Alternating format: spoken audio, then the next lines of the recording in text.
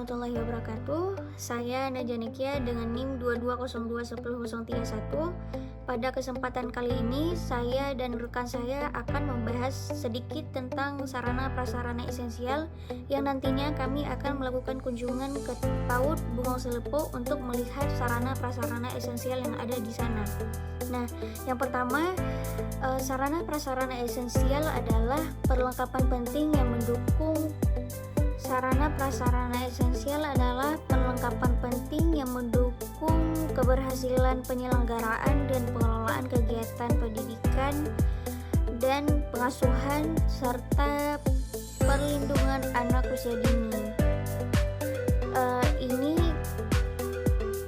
Sarana ini perlu disesuaikan dengan kebutuhan, tepat guna, tepat sasaran, dan berdasarkan jumlah anak, sosial lingkungan, dan kegiatan budaya lokal yang ada di sana. Nah, mengapa sarana prasarana esensial itu sangat penting?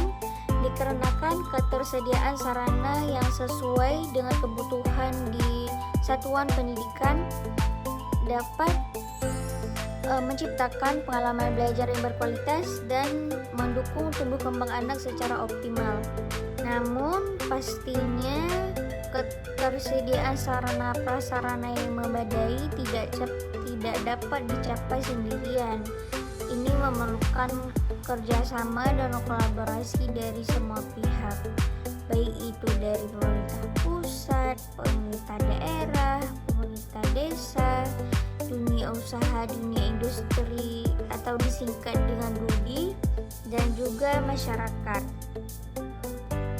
Nah, setelah kita tahu apa itu sarana prasarana esensial, selanjutnya rekan saya akan membahas apa aja sih sarana dan prasarana yang harus esensial yang harus ada di lembaga PAUD.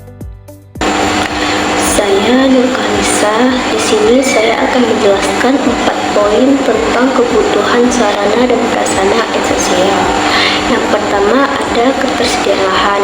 Berapapun luas lahan yang tersedia, fokus utama satuan adalah mengoptimalkan lahan untuk kegiatan bermain yang dapat mengembangkan keterampilan peserta didik dan memprioritaskan keamanan peserta didik.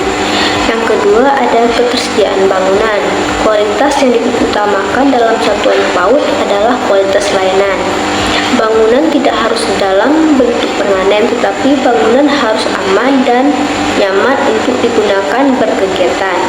Satuan PAUD perlu memastikan keamanan bangunan, seperti mempertahankan konstruksi bangunan harus kokoh dan stabil, tahan gempa, serta dilengkapi dengan sistem pelindungan untuk mencegah dan mengulangi bahaya seperti kebakaran, banjir, dan lain-lain.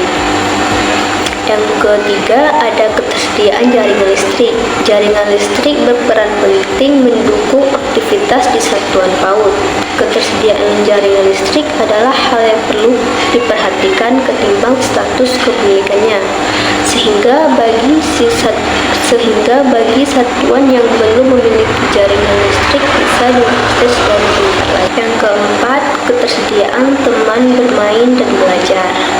Ketersediaan teman bermain atau belajar di satuan PAUD sangat penting untuk mendukung perkembangan sosial dan emosional anak. Melalui berinteraksi dengan teman sebaya, anak belajar berbagi, bekerja sama, serta mengembangkan kemampuan komunikasi dan empati. Lingkungan yang kaya akan kesempatan bermain bersama juga mendorong tumbuhnya rasa percaya diri dan kemampuan memecahkan masalah sejak dini. Di sini saya akan menjelaskan tentang ketersediaan fasilitas sanitasi. Nah, jadi ketersediaan fasilitas ini dapat diupayakan oleh satuan antara lain bekerja sama dengan pihak pemerintah, desa, dusun, RW, RT, masyarakat setempat untuk pembangunan desa seperti tercantum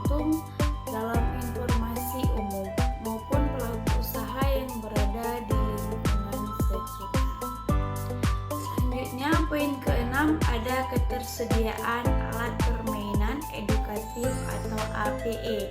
Jadi alat permainan edukatif atau APE ini adalah semua benda berupa alat maupun bahan yang dapat digunakan sebagai media, sarana, atau peralatan untuk bermain atau pembelajaran. Jadi contohnya itu ada puzzle, balok susun, atau permainan papan dan lainnya. Nah, poin yang ketujuh itu ada ketersediaan buku bacaan anak. Jadi ketersediaan buku bacaan anak itu di mana buku-buku yang sesuai dengan usia, minat dan kebutuhan perkembangan anak-anak tersedia secara cukup dan mudah diakses, baik di rumah, sekolah, perpustakaan, bahkan di tempat umum lainnya. Tujuan untuk mendukung minat baca anak. Yang terakhir di sini ada ketersediaan perangkat teknologi informasi dan komunikasi atau TIK. Jadi TIK ini adalah teknologi yang berhubung dengan pengambilan, pengumpulan, penyimpanan, penyebaran dan penyajian data dan informasi. Nah, di sini ada jenis perangkat kerasnya.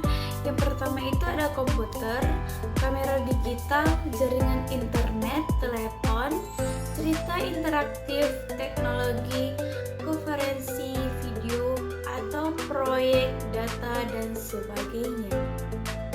Cukup sekian dari saya.